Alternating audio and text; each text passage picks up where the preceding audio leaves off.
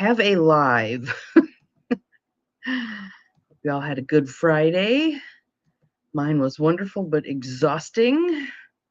Little people have a whole lot of energy. There we go. There we go. Finally got to start. Okay. Good morning. Welcome to your early morning intuitive guidance. I'm Dr. Bonnie Nussbaum here with some words of wisdom to start your day off well. And this particular round of wisdom, I think, is going to be very helpful. Good morning, Abigail. You're the first one here today. Welcome, welcome. I'm running a little bit late because, oh my goodness, tired. I went to bed way early. We went out for dinner after I babysat Scarlett to celebrate Lauren's birthday. And actually, Scarlett was 3 months yesterday as well. So we had lots of celebrating to do, and she did fabulously at the restaurant. Fabulously. Everybody's staring at her and poking at her, and she just kind of so it was a good adventure out. So today's reading comes from Taking the War Out of Our Words, The Art of Powerful Non-Defensive Communication. And for whatever reason, that one was pulling for me today to pay attention to it. So I just picked a spot in the book, kind of did the, okay, what do we need to know? And opened it to a particular place. And so that's what I will be sharing with you today. But wanted to tell you, I got some compliments on yesterday's video where I shared the prayer poem. And several people wanted copies of it. So if you are interested in getting that, although Jonelle said she just found it online. She just Googled his name, which is Pierre Teilhard de Chardin. Yes, if you need the spelling, you can check out yesterday's post. But several people were moved by that one. So that was cool. That was very cool. So let us start with some breath and some tapping. Breathing in, breathing out. Breathing in, breathing out. Allowing your shoulders to relax, allowing yourself to ground into Mother Earth. Breathe in, breathe out. Breathe in, breathe out. I'm looking forward to today because I really only have one thing set for sure. There's other things going on. There's farmers market today. There is a pride march and a pride event at one of the parks with a bunch of fun things, food trucks, etc. So haven't yet decided what I'm up for. We'll see. But there's options. It's summer, right? There's options. So Taking the War Out of Our Words, The Art of Powerful Non-Defensive Communication by Sharon Ellison. Good morning, Beth. Glad you are here. Welcome, welcome. We read through this entire book on these YEMIGs. And if you want to, if what we talk about today piques your curiosity, good morning, Barb. Welcome. Glad you are here. The whole series is clustered into where's Jonelle when I need her? They're all put together. So you can find them all if you wish at on my YouTube page, my YouTube channel. They're all together. Good morning, Carolyn. Welcome. Glad you're here. Thank you for the pretty hearts. So those of you who have the book and would like to follow along, this is chapter 9. And what I love about this book is she doesn't just talk about the theory behind things. She shares vignettes so that we can hear about real people and how they handled things and what didn't work and then what did. So that's what we're going to do today. So it's called Formats for Making Non-Defensive Statements. And this, I'm more interested in the story so that you can get a sense of how these two people resolved their conflict. And it started out with a difference of opinion, how they wanted to deal with a particular circumstance, and escalated into full-out war. So let's see how they resolved that, shall we? For months, Jamal and Renee had been remodeling the old house they bought some years earlier. They had discovered extensive dry rot in the floors, walls, and part of the ceiling, all of which had to be torn out and replaced. The joys of old houses, right? Late one Friday evening, they stood amid a huge pile of debris and watched the construction crew leave. On Monday, another crew would arrive to begin rebuilding. Jamal and Renee had decided to haul the rubbish to the dump themselves in order to save money, but there was more than they ever imagined. Old pieces of insulation had cascaded down from the rafters, piled up 2 feet deep on the bathroom floor, and floated through the house like sea foam on the wind. Been here, done this. It's not fun, and it's itchy. With the crew gone, Renee began shoveling the insulation into a wheelbarrow, but trying to catch and carry the foam made her feel crazy. After struggling to get the first load out to the canopied truck, she came in, leaned against what was left of the living room wall, slid into a heap on the floor, and announced, "Jamal, we've got to take a break." The conversation, which escalated into sneering and shouting, continued as follows. Renee, let's just go to the beach for the weekend and deal with this when we come home. Jamal, are you crazy? No way. We have to clean this mess up before the next cruise starts on Monday. Renee, you're always so damned responsible.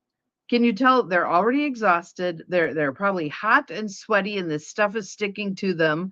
They see this huge thing. Good morning, Nancy. Glad you're here. Welcome. They see this huge mess in front of them to be tackled, and they each have a different approach. Let's see where it goes, shall we? Jamal, I am not. I just don't run away when there's a job to be done. After this blow up, they both stormed around and resumed working in angry silence. About a half hour later, Renee began a conversation. Renee, will you talk to me about this? Jamal, okay, but I don't know what good it's going to do. Renee, well, I don't either, but we can't just go on this way. Jamal, oh, why not? I don't see how we are ever going to agree. Renee, well, I'd like to start by each of us just saying what we think without trying to solve anything. What a great step. What a great step. Don't go into Mrs. Fix-It mode. Just speak your truth. Okay? They had been working on communicating non-defensively. Jamal agreed to Renee's idea and asked her to go first. Renee, well, what I think you're telling me is that we have to keep working all weekend, and that my need to have a break means I am irresponsible and not really committed to our remodeling project. It sounds like you think we have no choice but to work right through into next week without any break. I'm watching you clench and unclench your jaw so fast it looks like you are chewing gum. And you have dark circles under your eyes. I think you are exhausted, totally stressed out, and don't know how to stop. I know I am. And she started crying.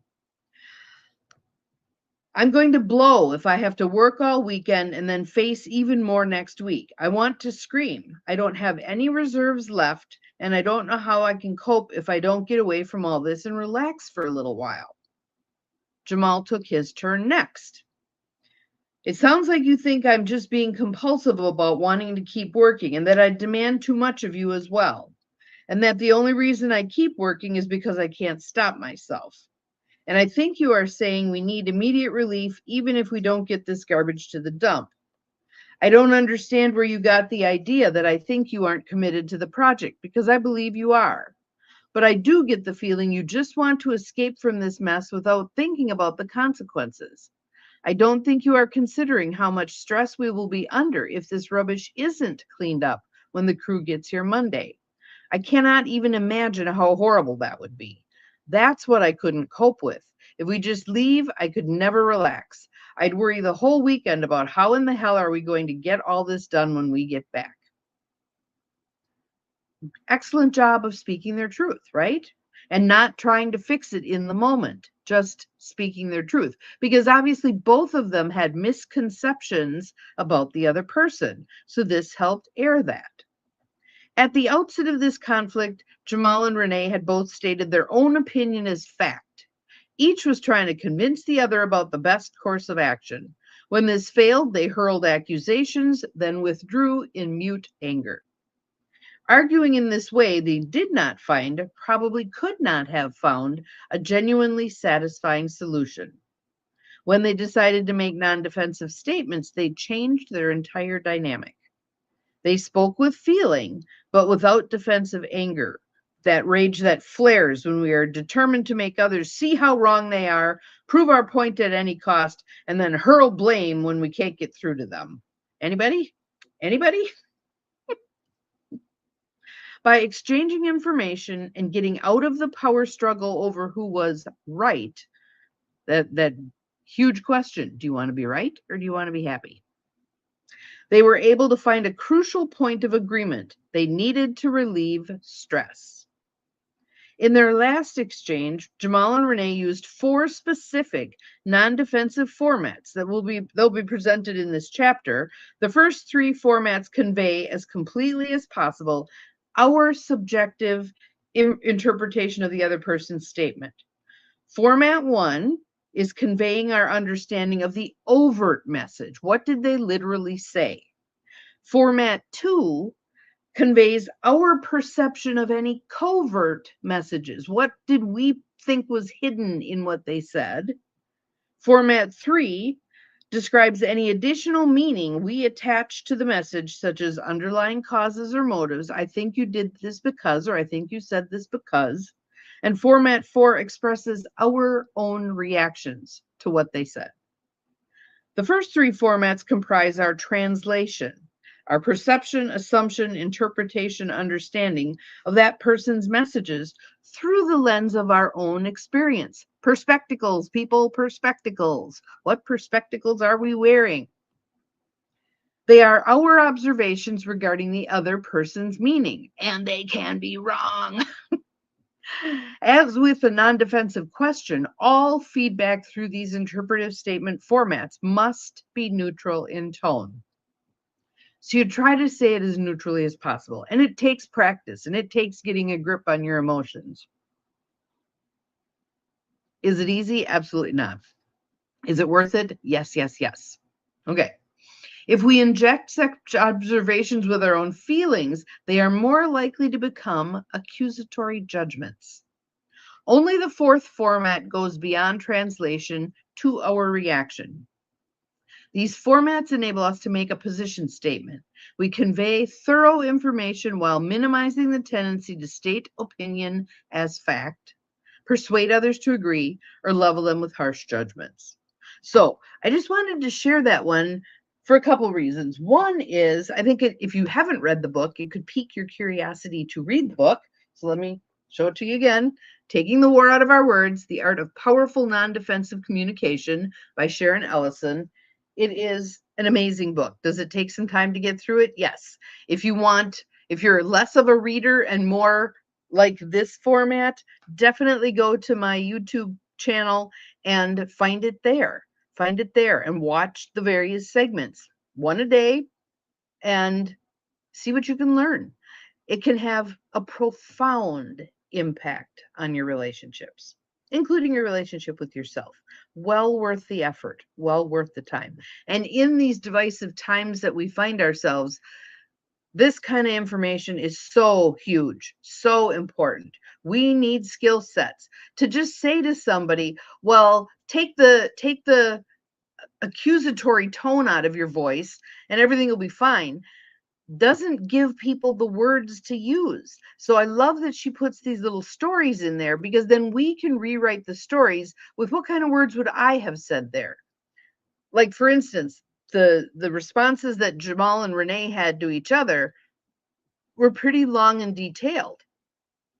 You might be a cut to the chase kind of person, and you could shorten that up to maybe 2 sentences. Cool, fabulous, go for it. Most definitely go for it. So hopefully this is helpful in terms of planting some seeds of interest in doing some things differently in terms of your communications. For those of you who've already read the book, it might, as it just did for me, lift me up to a place of, I might need to revisit this here and there. I might need to grab the book periodically and just open to a page, just like I do with Tosha, open to a page and see what's there for me today, and then practice. Because again, this isn't how we do things naturally. So it does take some practice. Again, well worth your effort. So have an awesome Saturday. We'll see you again tomorrow. Remember, you are capable of far more than you think you are, including non-defensive communication.